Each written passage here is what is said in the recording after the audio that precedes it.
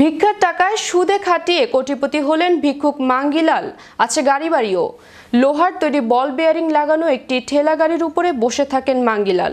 পথচারীদের কাছে তিনি ভিক্ষা চান না, বরং এমনভাবে বসে থাকেন যাতে মানুষ নিজে থেকেই সহানুভূতিশীল হয়ে তাকে টাকা দিয়ে যায়। বিস্তারিত থাকছে ডেস্ক রিপোর্টে।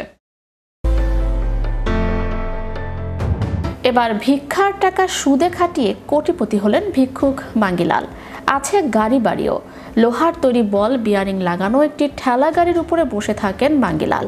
কাঁধে একটি ব্যাকপ্যাক আর দু হাতে পরা থাকে একজোড়া জুতো, যেগুলোতে ভর দিয়েই ভারতের ইন্দোর শহরের ব্যস্ত সারাফা বাজারের অলিগুলি চষে বেড়ান তিনি।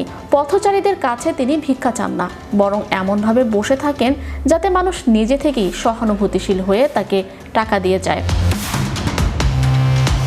মাঙ্গিলাল একজন শারীরিক প্রতিবন্ধী কোটিপতি ভিখারি।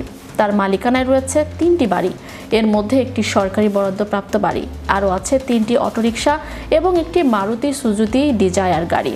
সম্প্রতি ভারতের নারী ও শিশু উন্নয়ন দপ্তরের এক ভিক্ষুক বিরোধী অভিযানে মাঙ্গিলালের সন্ধান মিলেছে।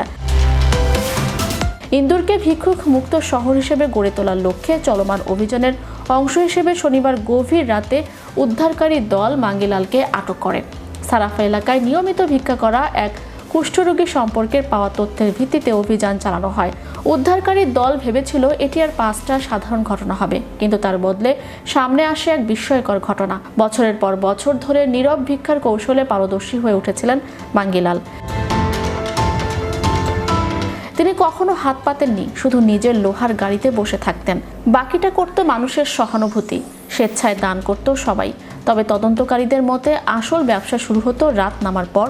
জিজ্ঞাসাবাদের সময় মাঙ্গিলাল স্বীকার করেন, ভিক্ষা করে পাওয়ার টাকা তিনি নিজের ব্যয় নির্বাহের জন্য খরচ করতেন না, বরং সেই টাকা আবার সারাফা বাজারেই বিনিয়োগ করতেন।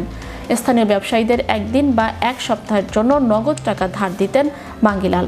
তার বিপরীতে সুদ নিতেন, যা তিনি নিজেই প্রতিদিন সন্ধ্যায় আদায় করতেন।